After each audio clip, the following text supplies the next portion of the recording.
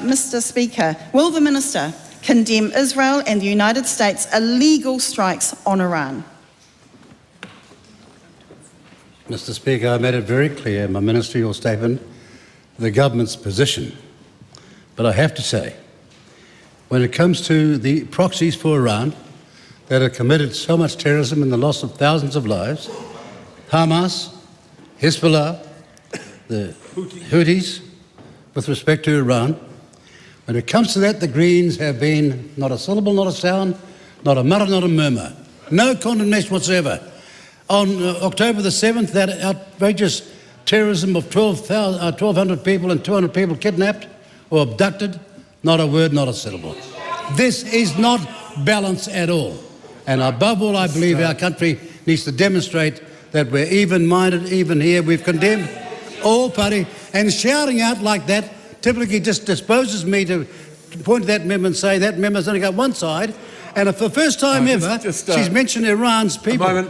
Yes, the Iran's people have been under 40 years of despotism. Right on, Winston Peters. I know what your track record is. It takes 5 seconds to examine it. Neither party here is displaying the sort of decorum that you'd expect out of Parliament. Precisely, but you're not going to get away with it. Both sides to Standing Orders, Speaker's Rulings 151, which means that neither side of the House has carte blanche to say whatever they like as a result of a ministerial statement. How is New Zealand contributing to de-escalation and diplomacy if we continue to only selectively condemn breaches of international law from those countries we think we agree with? Because the premise of that member's question is demonstrably false, as I pointed out in my speech and countless speeches. There are no rightful parties in this dispute or in this disaster. We've said it over and over again. And balance is what we're talking about, not mindless virtue signalling and one-sided answers. Ki te Premier, does the government condemn the United States strikes on Iran, and if not, why not? Speaker, New Zealand is not going to rush to judgment on the lawfulness of various military actions occurring on the other side of the world arising in such a seriously complex situation and without the full picture. Responding on these things can't just be a matter of instinct, but of facts. We have consistently called on all parties to comply with international law. New Zealand has consistently opposed Iran's nuclear program, along with many other countries. Iran cannot be allowed to develop nuclear weapons.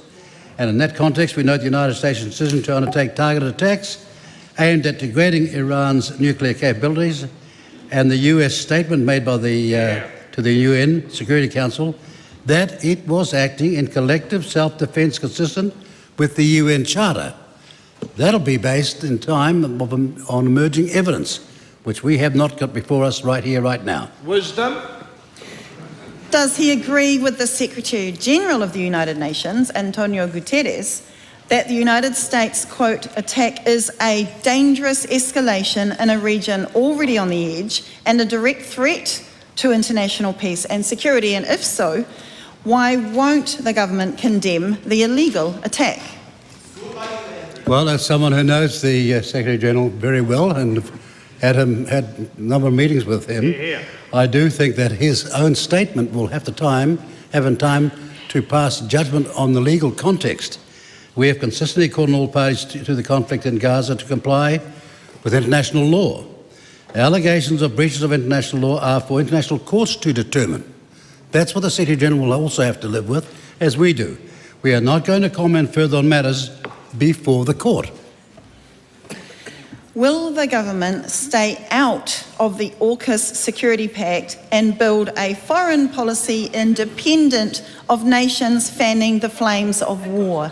Mr. Speaker, although this is so far distant from the original debate, I welcome the chance to answer it. Because in August of 2021, the then Prime Minister and the Labour government, supported by the Greens, entered into discussions on AUKUS Pillar 2. AUKUS Pillar 2, not a mutter, not a murmur from anybody over here all the way until the 23 election. Then all of a sudden what we inherited, innocently, not yet invited yet, of course, and still not invited yet, of course, is something of grave alarm. Do I see here something starting with H now? What is his response to the many Iranians who have made it clear that we cannot liberate their people from an oppressive regime by blowing up their towns and bombing their country? With the greatest respect, I've heard it from a number of people in Iran and not living in Iran, including the royal family from Iran, who have a different view entirely from that member, but that's because perhaps they know a bit more what's going on the ground. Will the government rule out joining any United States-led war on Iran or any American war lacking a UN mandate? With the greatest respect, Mr. Speaker, that question just shades into an insult. After all the seriousness that we and Foreign Affairs working 24/7 have given to this issue over many months and many years, that question is simply a disgraceful insult. Juvenile, juvenile. Is the government concerned that our international reputation as a fair and honest dealer in global affairs may be undermined by the government's failure to meaningfully challenge and oppose the United States' efforts to undermine international law and global security? Disgraceful. Actually, it's quite amazing, Mr. Speaker, to hear that question and look back in the last few hours at those people internationally who have supported, and dare I say it in this country, from all sides, the New Zealand government's balanced, fair, reasonable, logical position.